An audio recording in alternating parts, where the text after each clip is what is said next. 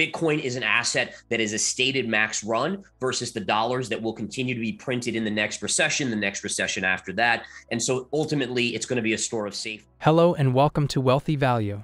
In today's video, Chief Market Strategist of InTheMoneyStocks.com Gareth Soloway, who notoriously predicted Bitcoin's $20,000 price fall last year, updates about crypto winter, overnight crash of Terra Luna, and what it means for the crypto space and what will be the next major support for Bitcoin according to the price charts.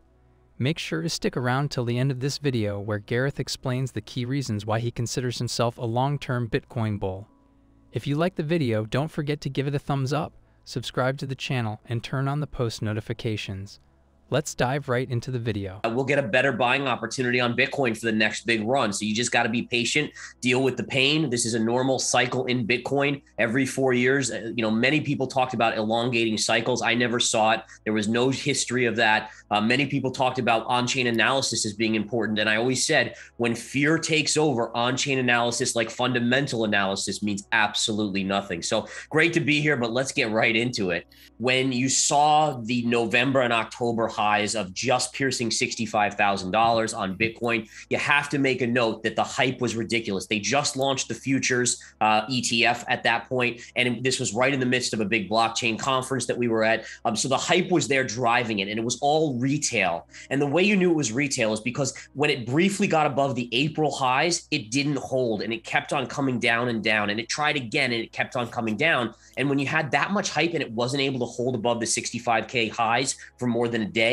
it told you smart money was selling. Well, number one, inflation was coming. The Fed was going to have to remove all the liquidity in the market, or at least the stuff that they put in. That's insanely bearish for risk assets. It was a no-brainer to start to see this thing come in. And also, when people are saying, oh, it took like 6 to 8 months from his call for it to come down, let's keep in mind that if you look at previous cycles on Bitcoin, from the high to the lows, it's usually 12 to 18 months. So you have to, nothing goes from 65,000 low, well, except for Terra Luna, right? We're going to talk about that. Yeah, but nothing in general goes from like the all-time highs to like a 20,000 low, 65 or 69 to 20,000 in like a day or two. So you have to let the cycles play out. We're unfortunately not done going down. I still think we will tag 20 and probably even go lower than that before this cycle is fully over. So it's important for number one. I mean, there's a couple very important lessons here. Number one, any investment can do anything at any time, which is why position size or the amount of your portfolio you dedicate to any position needs to be really thought about.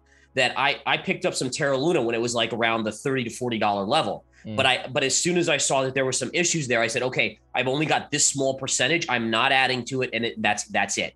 And this way, what ends up happening is you might lose that investment, but it doesn't wreck your account. And that's so important to understand, folks, because, we're in a stock market now where things are just dropping by integers, like 10% a day over and over again on some of these tech names. And it's getting nasty. So you have to allocate properly. It's very destabilizing. You already have a stock market that was in free fall. To have something like this, remember, the same investors that own Terra Luna, that own Bitcoin, that own Ether, that own Solana, they're the same investors that own Tesla. They own some of these other stocks. And so when they get margin calls in crypto like this, they're going to sell some of their stocks, which then creates a waterfall effect in all of assets. Remember the Super Bowl this past year, how many crypto commercials there were? Go back to the .com Super Bowl in 2000. It was the same thing. It was known as the .com Super Bowl because all these .coms had paid like $1 million to do their ads. Another interesting factor, in November, the market cap of all of crypto was 3.1 trillion at its highs. The .com stocks all combined, 2.9 trillion. So there's these weird similarities. And then I know I've talked to you guys about this before, but if you look at the Amazon.com chart from 2000, when it topped out at the .com bubble, it is literally picture perfect to Bitcoin's chart here as well. Now, remember, Amazon went from $112 there all the way down to $6, and then it went to 3,800. So there is light at the end of the tunnel. I am a very strong long-term bull on Bitcoin, but you just have to accept the cycles. We can't force our emotions on the crypto market. You have to just trade what it gives you. So if you take this high from March and April of 2021, And what you see here, and this is a technical tool that I use on a daily basis to tell if something is a real breakout or a fake breakout. All you got was one daily close above and then a reversal, one daily close above and never a higher close. And there's something called the confirmation signal that I've created. And basically what it tells you is that institutions and big money play games with smaller investors. What they do is they like to take out previous highs, which gets the small investor to think it's a breakout. And what they'll do is they'll reverse it back down. Now, the way you know it's a real breakout when it stays above and closes higher and higher 2 times over is that it takes too much money for the institutional money to manipulate that once it stays above for too long. You get too many people in the trade and pushing against them. So they're not going to risk billions of dollars on a reversal and maybe lose. They do it very short term. So that was one of the signals. The other signal, again, was just the bottom line that we knew that the government was just printing money, sending checks out to Americans. We knew that the Federal Reserve was doing what they were doing, that inflation was coming. And back a year ago plus, the Fed was all about transitory. Now, in terms of the $20,000 target, it's very simple.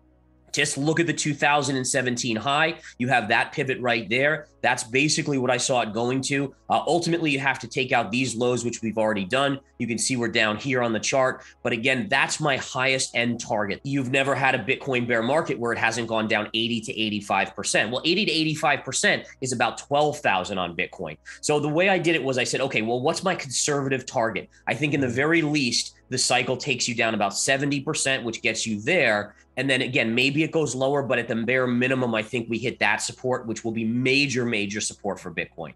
I think you have to look at 2017 December high, and then it really didn't start I mean, we didn't take out the previous highs until basically 2021, right? So you're talking about 3 years of kind of sideways chop. Now, there were a lot of great trades in between there, but before you took it out. So I think you have to be thinking to yourself 2 to 3 years where, you know, before it takes out 65,000 or 69,000 again. And listen, I'm a Bitcoin bull, so I hope this long-term doesn't play out, but it took the dot-coms, the NASDAQ 100, all the way until 2015. So 15 years to recover. Now, I don't think that's going to be the case because the things that are ruling Bitcoin, number one, it's getting adopted more and more. So that shouldn't be the case. And then you also have to look at the fact that Bitcoin is an asset that is a stated max run versus the dollars that will continue to be printed in the next recession after that. And so ultimately, it's going to be a store of safety. There is a level on Bitcoin where I'm swing trading it right now. So I am long Bitcoin. I can just quickly show you guys on this. I love charting with you guys because I think it's the coolest thing.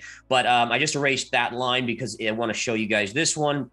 Let me just zoom out here. If we take this high right here and connect it to right here through this high and through this high, right here, and then we drop a parallel line down, look at what you get. All right, so look at this low right here. We just touched this low here, all the way through here. So again, there is support here, but this is just a swing trade on the chart at this point. In terms of my longer term projections, right?